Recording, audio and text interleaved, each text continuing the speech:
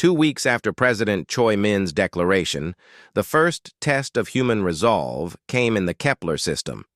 3 Zelan heavy cruisers had entered the area on a routine patrol looking for signs of the human military buildup that their intelligence. Reports were warning about the Zelan commanders expected to find a few lightly armed merchant ships that could be easily intimidated or destroyed. What they found instead was Captain Bok Nam and the stealth frigate Revenge, along with 11 other human warships that had been waiting in the shadows of the system's asteroid belt.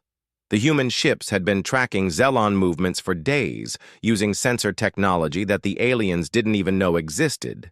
Captain Bok Nam watched the 3 Zelan cruisers move deeper into the system following predictable patrol patterns that human intelligence had studied for months. The alien ships were powerful and well-armed, but they were designed to fight other aliens who used similar tactics and weapons. They were not prepared for what humans had planned for them. The Zelan ships relied on energy shields that could deflect or absorb most forms of alien weaponry. Their hulls were designed to withstand the plasma cannons and particle beams that other species used in space combat. Their defensive systems had been tested against every known form of galactic military technology, except for one type that most civilized species had abandoned long ago. Human weapons were kinetic projectiles accelerated to incredible speeds by magnetic fields. These simple chunks of metal moving at near light speed could punch through energy shields as if they weren't there. The impact would create massive holes in alien hull plating that was never designed to stop solid objects moving at such velocities. The ambush began when the Zelan ships were too deep in the system to escape quickly. Captain Bok Nam gave the attack order and 12 human ships opened fire simultaneously from positions the aliens had never detected. Each human vessel launched dozens of projectiles in carefully calculated firing patterns that gave the Zelans no chance to evade. The lead Zelan cruiser took 17 direct hits in the first volley. Its shields flickered and died as kinetic projectiles tore through the energy barriers like bullets through paper. The ship's hull cracked open in multiple places, venting atmosphere and debris into space. Emergency alarms screamed as the crew realized their defenses were useless against this type of attack. The second cruiser tried to return fire, but its plasma cannons couldn't lock onto targets that were moving too fast and changing direction too often. Human ships were smaller and more maneuverable than Zelan vessels, and their pilots had trained specifically to fight larger opponents by using speed and unpredictability. Within 3 minutes, the second cruiser was also disabled, its engines destroyed and its weapons offline. The crew sent a desperate distress signal begging for help from any Zelan forces in the area, but Captain Bok Nam had chosen this system specifically because it was too far from Zelan bases for reinforcements to arrive in time.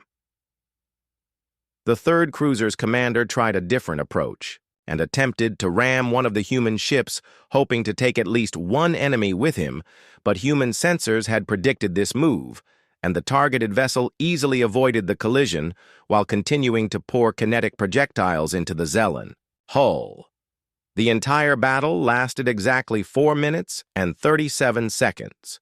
When it was over, 3 Zelan heavy cruisers were floating dead in space, their crews killed by weapons they had never encountered before. Not a single human ship had taken any damage, and most of the human crews were surprised by how easy the victory had been. Captain Bok Nam broadcast his report to Admiral Yang Su using the same calm, professional tone he would use for any routine patrol. 7 Zelan military personnel had been killed in the engagement, he reported. The score was now 7-7, but this was only the beginning. Human forces would continue hunting until every Zelan soldier responsible for the Sajin Prime massacre had been eliminated. The news of the battle spread quickly through both human and Zelan space. Human civilians celebrated the victory, but with grim satisfaction rather than joy. This was not a glorious conquest, but the first step in delivering justice for 7 murdered elders. Every human understood that their military was finally showing the galaxy what happened when you killed human grandparents. The Zelen reaction was very different from what their leaders expected. Instead of rallying their forces for a counterattack, Zelen commanders began questioning their own intelligence reports. How had the weak, peaceful humans developed such devastating weapons? Why had their shields been completely useless? How had human ships appeared from nowhere without being detected? Zelen High Command ordered an immediate review of all intelligence regarding human military capabilities. The peaceful merchant species that they had dismissed as harmless had just destroyed 3 of their best warships without taking a scratch in return. Something was very wrong with their understanding of human technology and tactics.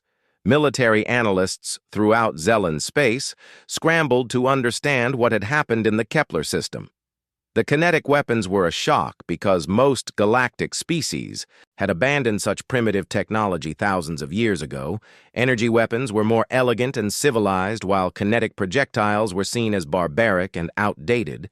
But the humans had taken this old technology and perfected it in ways that no other species had imagined. The projectiles were not just chunks of metal, they were precisely engineered for maximum damage against specific types of armor and shielding. Human computers calculated the exact impact points needed to disable enemy ships with minimal ammunition. The speed and accuracy of human targeting systems were also far beyond what Zelon intelligence had predicted. Human sensors could track multiple fast-moving targets simultaneously, while their weapons could adjust. Aim in microseconds to hit opponents who were trying to evade. Each human ship fought like it had a crew of hundreds when it actually required only a dozen operators. Most disturbing of all was the coordination between human vessels. The 12 ships in Captain Bok Nam's squadron had fought as a single unit, with each ship knowing exactly what the others would do without any apparent communication. This suggested a level of training and preparation that took years to achieve Zelen patrol ships. Throughout the sector began reporting strange sensor readings and possible human contacts. Crews who had never worried about human threats were now jumping at shadows, wondering if death was stalking them through the darkness between stars. Psychological impact was immediate and devastating. Commander Vextal received a personal copy of Captain Bok Nam's battle report, along with a message reminding him that humans had not forgotten about Saiyajin Prime. The 7 soldiers under his command were still alive, but that situation could change at any moment. Human forces were hunting for them and would eventually track them down. For the first time since the massacre, Vextal felt something he was not used to experiencing: fear. The humans were not behaving like the weak, peaceful species that Zelen intelligence had described. They were acting like predators who had marked their prey and would never give up the hunt until their target was dead. The galaxy was beginning to understand that humanity had been hiding its true nature behind a mask of diplomatic politeness. When that mask came off, what remained was something far more dangerous than anyone had imagined. The sun was coming up over the small village of Hanul on the planet called Saiyajin Prime. The morning air was cool and fresh, with tiny drops of water floating in the air, like a soft blanket over everything. The rice fields stretched out in all directions, making the ground look like a green carpet that went on forever. This was the kind of place where old people came to live their last years in peace, away from the noise and rush of the big cities. 7 old humans had chosen this quiet spot as their home. They were not soldiers or fighters or important government people. They were just regular folks who had worked hard all their lives and now wanted to enjoy their remaining time in a peaceful way. The village was small, with only a few houses scattered around the rice fields, but it was perfect for what they needed. Kang Dae was 73 years old and had been an engineer before he retired.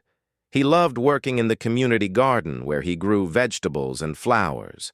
His hands were old and wrinkled, but they still knew how to make things grow. He would wake up every morning before the sun came up and walk slowly to his garden to check on his plants. The other villagers often saw him talking to his tomatoes and carrots, as if they were his children. Park Soon was the oldest at 78, and she had been a teacher for most of her life. She ran the small village library, which was really just one room filled with books and a few computers. The young families who lived nearby would bring their children to hear her tell stories.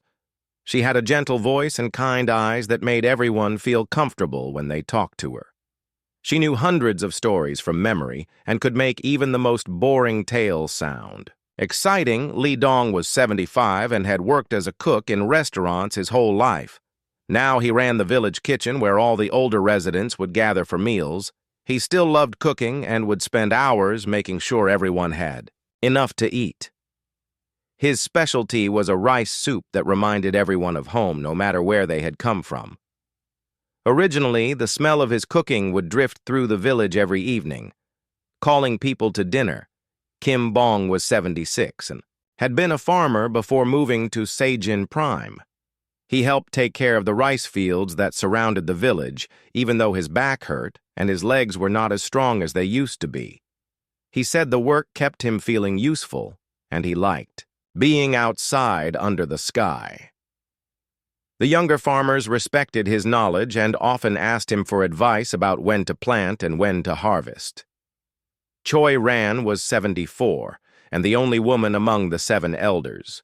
She had been a nurse and still helped anyone in the village who got sick or hurt. Her small house was filled with medical supplies and herbal medicines that she had learned to make from plants. She had gentle hands and a calm way of speaking that made people feel better just by being around her. Everyone called her Grandmother Ran. Even if they were not related to her, Nam UK was 72 and had worked in construction building roads and bridges. He was still strong for his age and helped fix things around the village when they broke. His toolbox was always ready, and he took pride in keeping everything in good working order. He would say that things should be built to last, and he proved it by making repairs that never needed to be done again. The youngest of the group was Yu Jin, who was only 70 years old. He had been a librarian like Park Soon, but in a different city. He helped her organize the village library and also taught the local children how to use the computers. He was patient with technology and never got angry when someone accidentally deleted something important. These 7 old people had created something beautiful in their little village. They took care of each other and the younger families who lived nearby. They shared meals together every day and spent their evenings talking about their memories or playing simple games. They had vegetable gardens and flower beds that made the whole area smell sweet. They fixed each other's houses when things broke and made sure no one was ever lonely or hungry. The village was so peaceful that many days the only sounds were birds singing and the wind blowing through the rice fields. The old people moved slowly, but they were happy. Their faces were wrinkled from years of smiling, and their eyes were bright with contentment. They had found exactly what they were looking for in their old age, a place where they could live simply and quietly without anyone bothering them. What they did not know was that their peaceful world was about to change forever. The Zelen Empire had been growing bigger and bigger, taking over planets throughout this part of the galaxy. They were a strong military race that believed might made right. If you were weak, you deserved to be conquered. If you were old, you were useless. These ideas were so different from human thinking that the two species could never really understand each other. The Zelens had technology that was as good as human technology in most ways, but they used it very differently. Humans built things to help people live better lives. Zelens built things to help them control more territory and more people. Their society was organized like a military, with everyone having a rank and following orders from those above them. They did not understand why humans kept old people around instead of getting rid of them when they became too weak to work. Commander Vextal was leading a Zelon scouting force through this sector of space, looking for planets that would be good for Zelen colonies. He was a typical Zelen officer who followed orders without question and believed that his people were superior to all other species. His job was to find empty worlds that could support Zelen life and mark them for future settlement. When his ships detected the small human settlement on Sajin Prime, his computers automatically classified it as an obstacle to be removed. The planet had good soil, good water, and a climate that Zelans could live in comfortably. The fact that a few week-old humans were already there was just a minor inconvenience that could be easily solved. Vextal looked at the sensor readings and saw that there were no military installations, no weapons, no shields protecting the village. His scanners showed that the humans were all old and weak with no soldiers or guards among them. This would be the easiest mission he had ever been given. Just land, shoot the obstacles, and report the planet as ready for colonization. He gathered his strike team of 6 other Zelan soldiers and gave them their orders. The mission was simple: eliminate any humans on the planet and prepare it for Zelan settlement. There was no need for prisoners or negotiations. Just get the job done quickly and efficiently. As the Zelan ships approached Sajin Prime, the 7 old humans in the village of Hanul were starting their day like any other Kang day was watering his garden park. Soon was arranging books in the library Li Dong was preparing. Breakfast, Kim Bong was checking the rice fields, Choi Ran was organizing her medical supplies, Nam Uk was fixing a loose board on his porch, and Yu Jin was helping some children learn to read. None of them knew that death was coming from the sky. President Choi Min stood in the memorial garden on Earth, where 7 new statues had been erected overnight.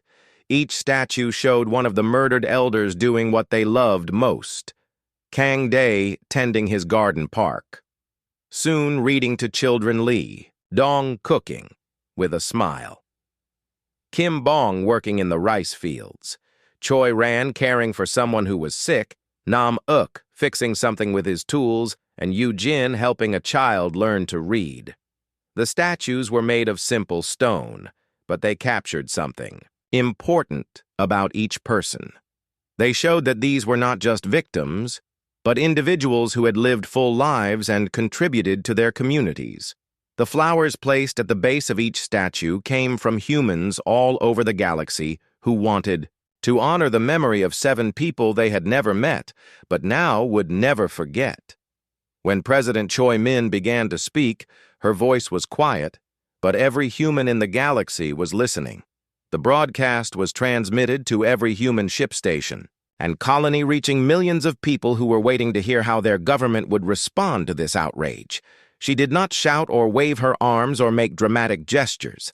She simply told the truth in words that everyone could understand. The 7 elders killed on Sajin Prime had been under the protection of Earth and all humanity. She said, they had been citizens who deserved safety and respect in their old age instead of violence and death. The Zelan Empire had chosen to murder defenseless elderly people rather than negotiate or find a peaceful solution. This choice had consequences that the Zelans were about to discover. From this moment forward, President Choi Min declared any Zelan military personnel found in human space would be considered hostile combatants and would be eliminated on sight. There would be no warnings, no negotiations, no opportunity to surrender. Human forces had standing orders to destroy any Zelan warship or military installation they encountered. No exceptions would be made, and no mercy would be shown. The declaration sent shockwaves throughout the galactic community. Other species had never heard humans speak with such cold determination. The peaceful, diplomatic humans who always tried to find compromise solutions were announcing their intention to kill Zelan soldiers wherever they found them. Trade representatives and ambassadors scrambled to arrange emergency meetings, hoping to prevent a full-scale war at the Galactic. Council session that followed human ambassador Nam Ki made Earth's position crystal clear to the assembled alien representatives. The time for diplomatic solutions was over. He said, the Zelans had demonstrated that they understood only violence and would receive violence in return. Any attempt to mediate or negotiate would be rejected until every Zelan soldier responsible for the massacre had been brought to justice. What the other species did not realize was that humans had been preparing for this possibility for decades. While they presented themselves as peaceful merchants and explorers, human military planners had been quietly studying every alien species in the galaxy. They had analyzed Zelon technology tactics and psychology, looking for weaknesses that could be exploited in combat. The peaceful facade had been completely real. Humans genuinely preferred diplomacy and trade to warfare. But underneath the friendly exterior was a capacity for violence that other species had never suspected. Human engineers had been designing weapons specifically intended to counter alien defenses. Human strategists had developed battle plans for fighting enemies with superior technology. Human soldiers had been training in secret for wars they hoped would never come. Admiral Yang Su received the order to begin mobilizing the human fleet from bases that most aliens didn't even know existed. Hidden throughout human territory were shipyards that had been building warships disguised as civilian construction projects. These were not the merchant vessels and exploration ships that other species were familiar with. These were purpose-built instruments of war designed to fight and win against superior alien technology. The ships were smaller and faster than typical alien warships, relying on speed and stealth rather than heavy armor and massive weapons.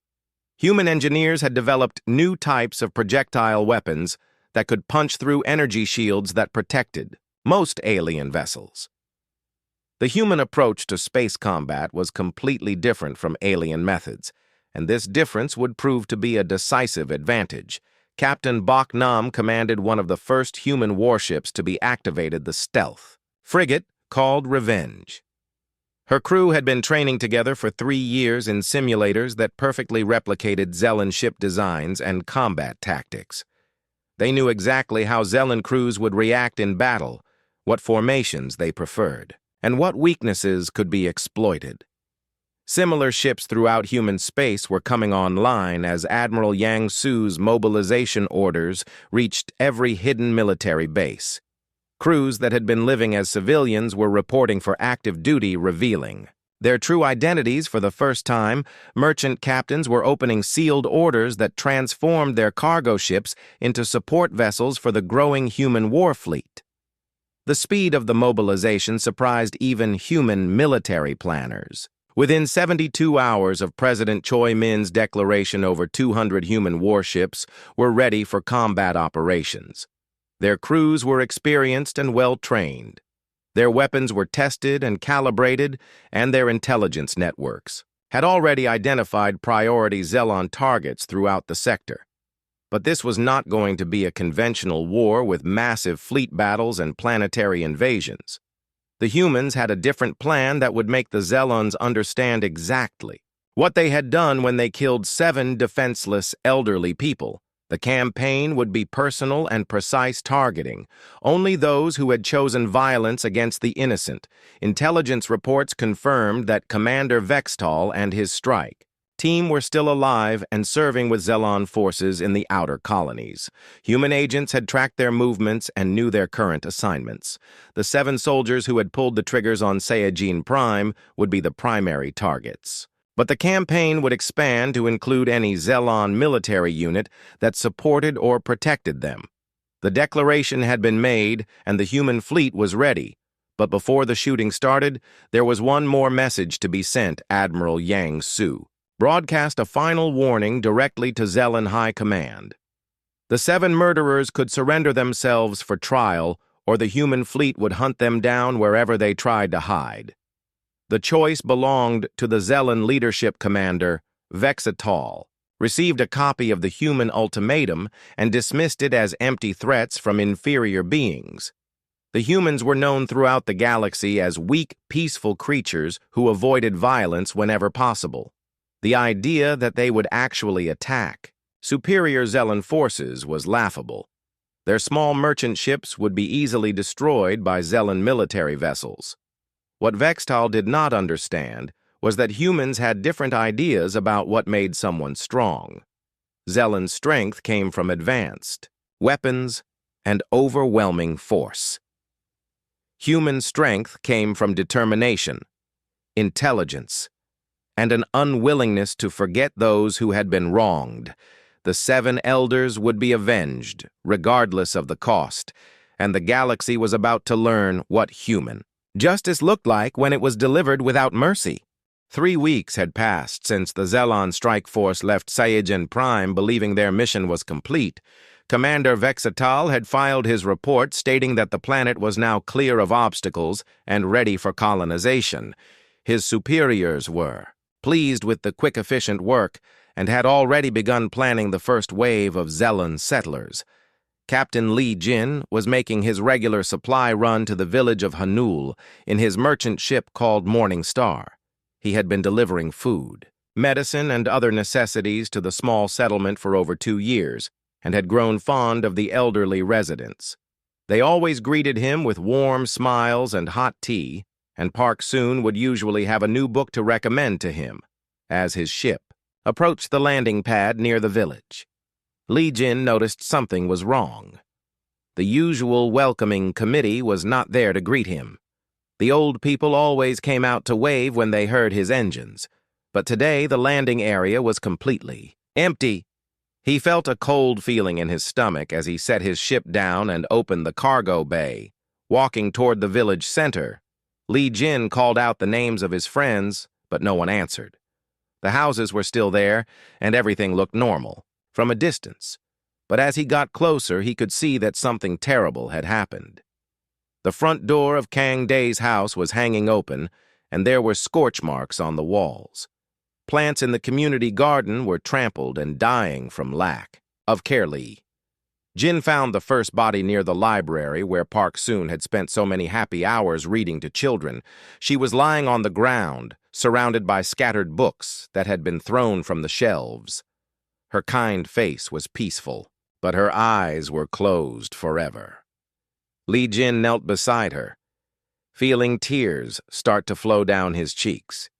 This gentle woman who had never hurt anyone in her life had been killed for no reason. He could understand, moving through the village like a man. In a nightmare, Li Jin discovered the other 6 bodies. Kang Dae was in his garden, still holding a watering can, as if he had been trying to care for his plants when death came for him. Li Dong was found in his kitchen where pots of rice soup had burned dry on the stove. Kim Bong was in the rice fields where he had been working when the attack happened. Choi Ran was in her house surrounded by medical supplies, as if she had been trying to help someone when she was shot down.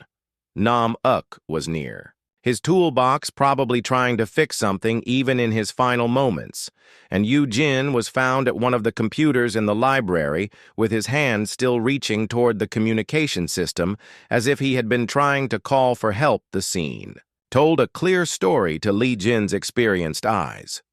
The 7 elders had not been fighting or resisting. They had been going about their normal daily activities when armed soldiers had simply executed them one by one.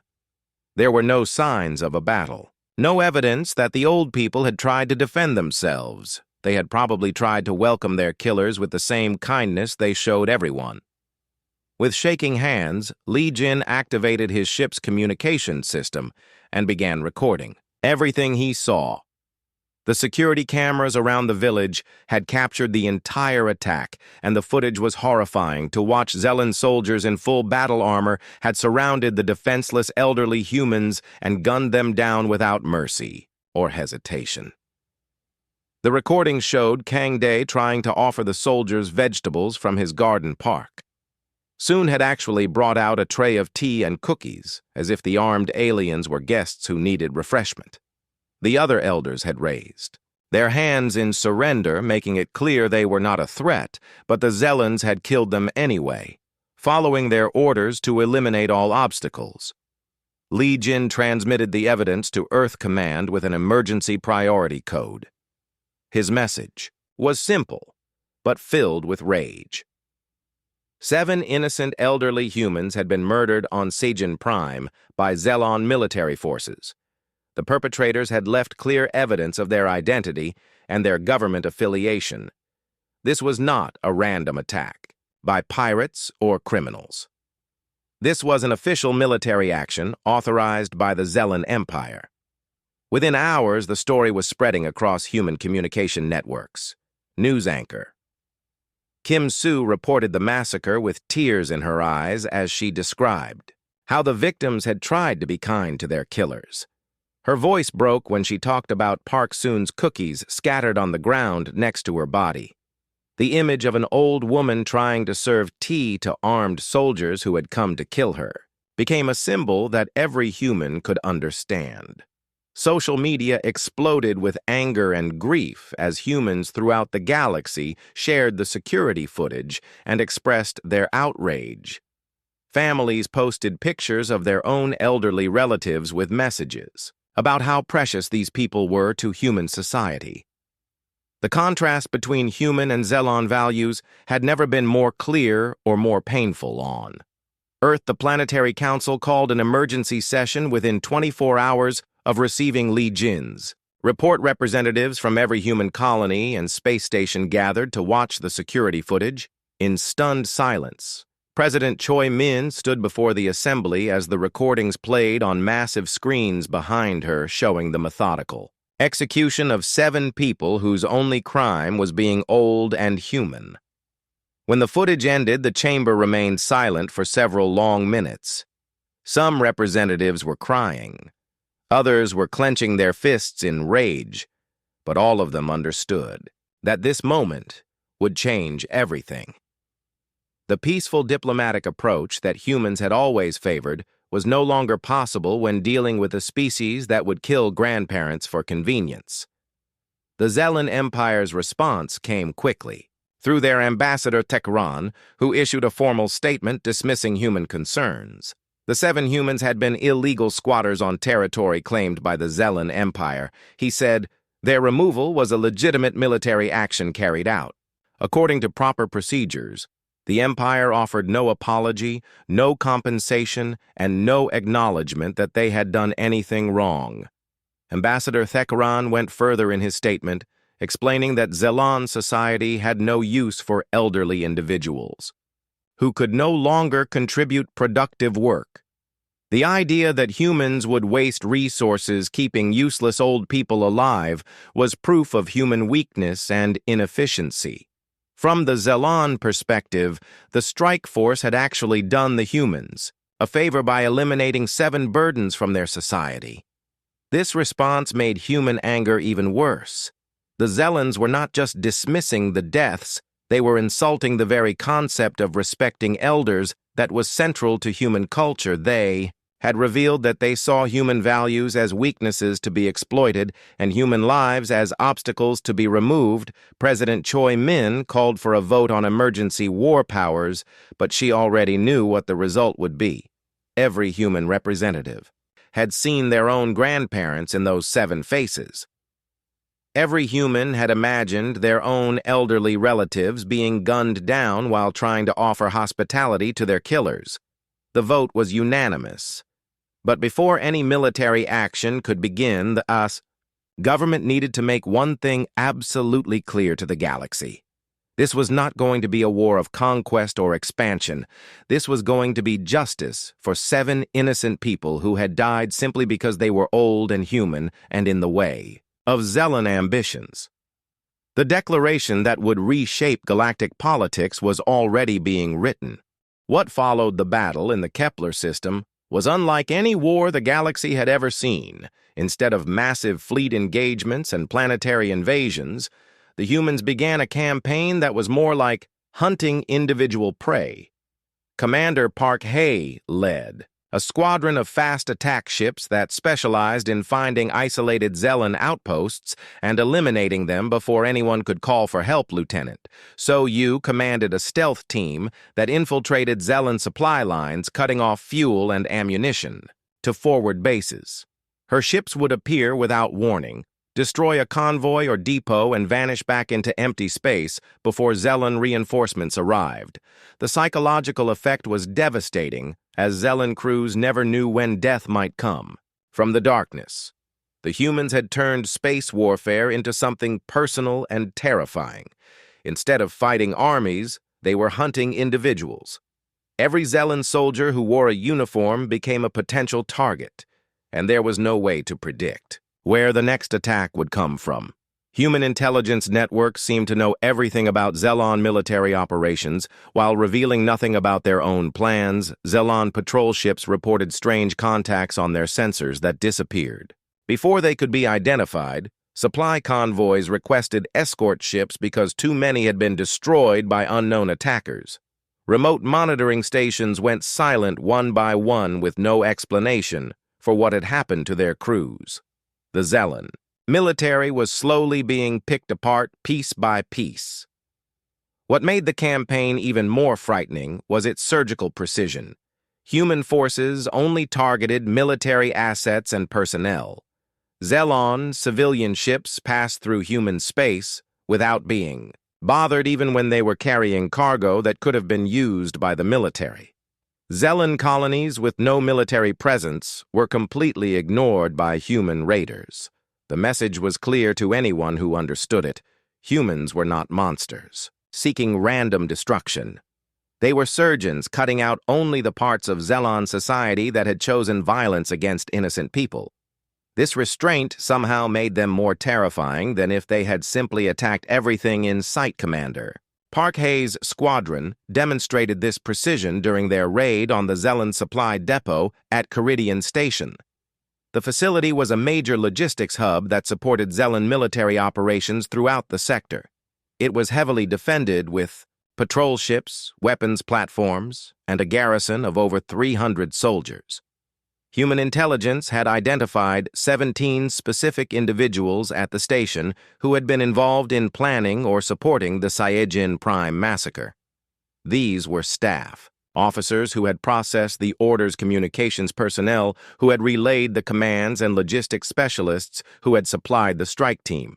The raid began with electromagnetic pulses that disabled all communications and sensors at the station. Zelon defenders found themselves blind and unable to call for help as human boarding teams moved through the facility with deadly efficiency. The humans ignored civilian workers and non-military personnel while hunting for their specific targets. Within 2 hours, the raid was over. 17 Zelon military personnel were dead. Their bodies left where they had fallen with identification tags marking their connection to the Saiyajin Prime operation. The remaining garrison was left alive, but traumatized by the realization that humans had traveled across the galaxy to kill specific individuals. Lieutenant Soyu's operations were even more precise, targeting individual Zelon officers who had been part of the command structure that authorized the massacre. Her teams would infiltrate Zelon bases, identify their targets, and eliminate them with sniper weapons that could penetrate any armor. The attacks were so quick and clean that other personnel often didn't realize what had happened until they found the body. The psychological warfare was incredibly effective because Zelon military culture was based on the idea that individual soldiers were expendable parts of a larger machine. Officers were used to sending troops to die in large numbers, but they were not prepared for an enemy that hunted specific people across vast distances. Zelon crews began reporting equipment failures and mysterious accidents that might have been sabotage. Human agents seemed to be everywhere, causing problems that were hard to detect but impossible to ignore. Ships would develop engine troubles at critical moments. Weapons would malfunction during combat exercises, and communication systems would fail when they were most needed. The most disturbing aspect of the human campaign was how much they seemed to know about Zelon operations.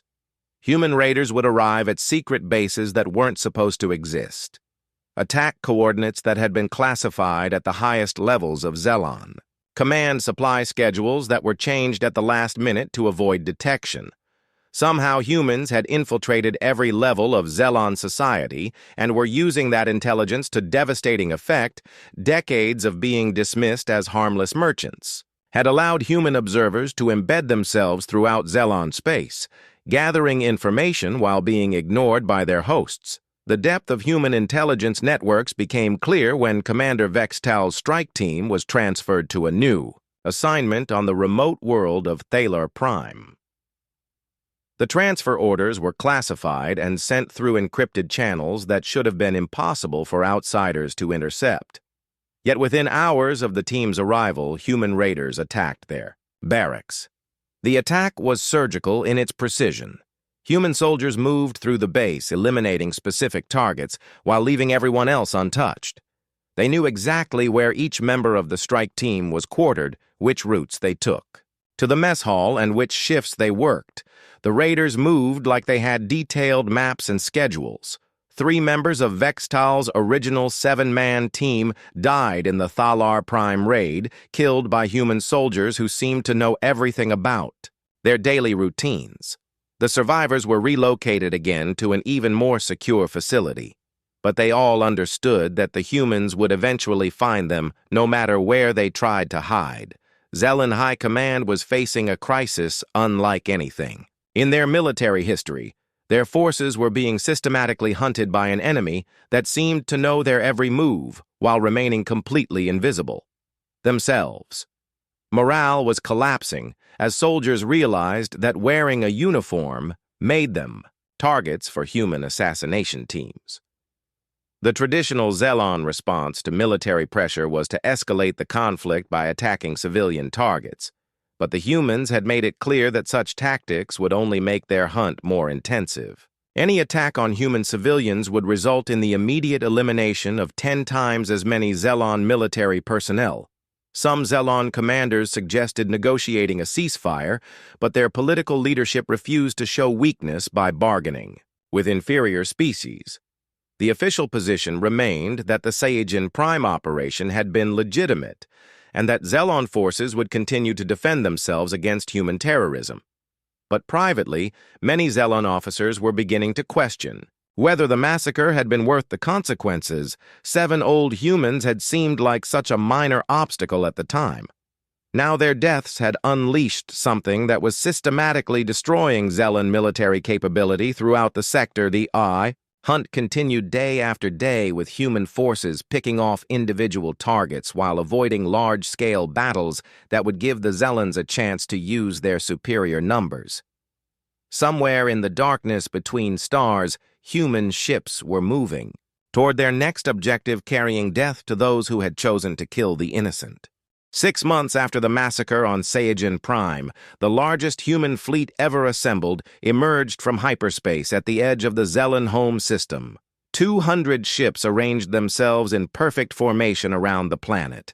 Zellan Prime there, weapons trained on the orbital defense platforms that protected the alien homeworld. The sight was both beautiful and terrifying as human vessels stretched across space like a steel constellation. Admiral Yang Su stood on the bridge of the flagship, remembrance watching the Zellan response to his arrival. Panic was spreading through their communication channels as military commanders tried to understand how such a massive human force had appeared without being detected.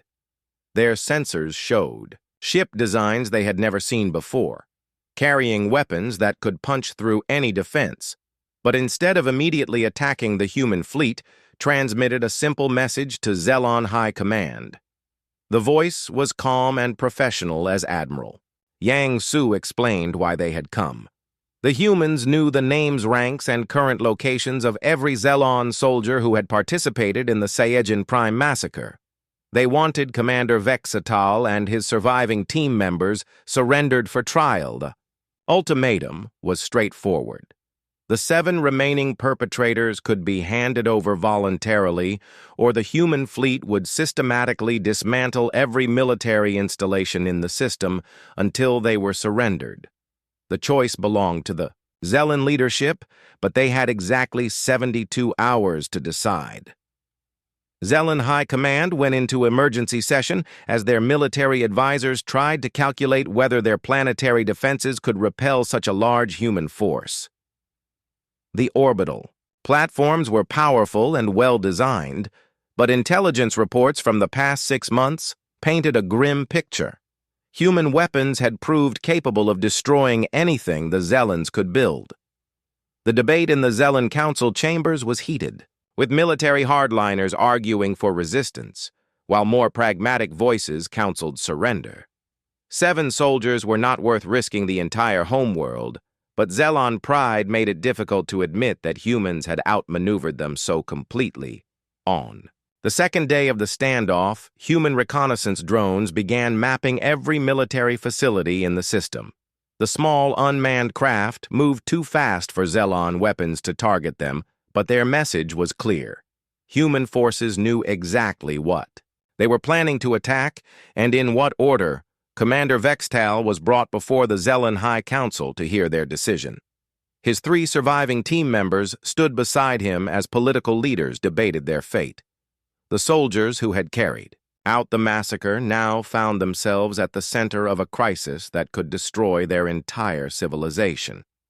The recordings from Saiyajin Prime were played once again in the council chamber, showing the execution of 7 elderly humans who had offered no resistance. The images that had seemed like routine military footage 6 months ago now looked like evidence of an atrocity that had brought death to the Zelon homeworld. Some council members argued that the soldiers had been following legitimate orders and should not be sacrificed to appease human demands. Others pointed out that those orders had been based on a fundamental misunderstanding of human nature and had provoked a response that threatened everything the Zelon Empire had built on. The third day, with only hours remaining before the human deadline expired, the Zelon High Council reached its decision. The 7 soldiers would be surrendered for trial in exchange for a guarantee that human forces would withdraw from Zelon.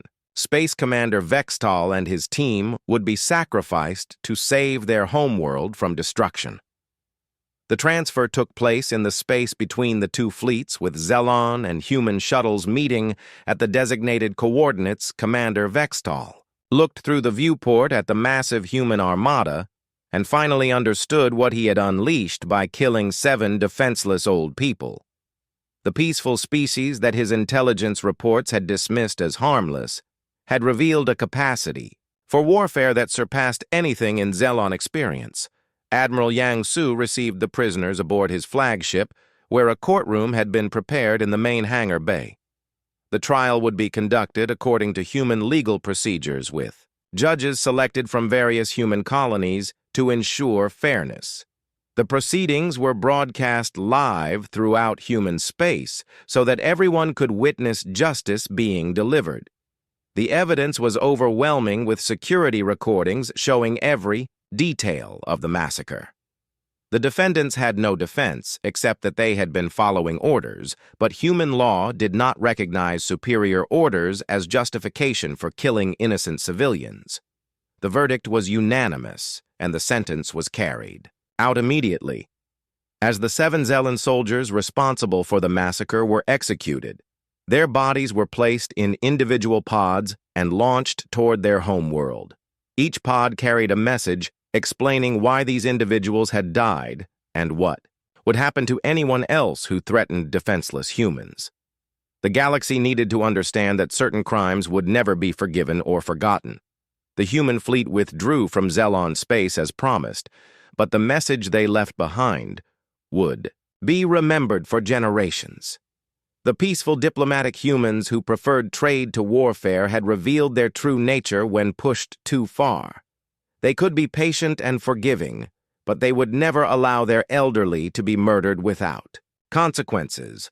Word of the reckoning spread throughout the galaxy as other species learned what had happened at Zelon Prime. The humans had assembled the largest military force ever seen in this sector of space, traveled to their enemy's homeworld, and demanded justice for 7 elderly civilians killed 6 months earlier. The precision and determination of the campaign impressed even species that had considered humans to be weak. Trade agreements were renegotiated throughout human space as alien governments rushed to improve their relationships with a species they had seriously underestimated. Diplomatic protocols were updated to ensure that human cultural values were properly understood and respected. No one wanted to accidentally trigger the kind of response that the Zelons had experienced. The Zelon Empire itself began a period of internal reform as their leadership realized that their traditional values had led them into a catastrophic conflict they could not win. Military doctrine was revised to emphasize negotiation and restraint when dealing with apparently peaceful species. The cost of underestimating human resolve had been too high to risk repeating. In the village of Hanul on Sajin Prime, new settlers arrived to tend the gardens that Kang Day had planted and to read the books that Park Soon had collected. The rice fields were green again, and children played where 7 elders had died peacefully in their sleep. The memorial statues stood watch over the community, ensuring that the sacrifice would never be forgotten. Admiral Yang Su filed his final report on the campaign, noting that justice had been delivered for the 7 civilians murdered by Zelon forces. The galaxy had learned an important lesson about human nature and the consequences of threatening those who could not defend themselves. The peaceful facade that humans showed to the universe was real, but it concealed a determination to protect the innocent that would never be compromised. The story became legend throughout human space, as parents told their children about the 7 elders who had died trying to offer tea to their killers and the justice that had followed. It was a reminder that humans valued their elderly not as burdens, to be discarded, but as treasures to be protected at any cost. The galaxy had discovered that there were fates worse than conquest. There was justice delivered by those who remembered love and would never let it be extinguished by those who knew only violence. The peaceful humans had shown that they could be the most dangerous enemies of all when fighting for something they truly believed in.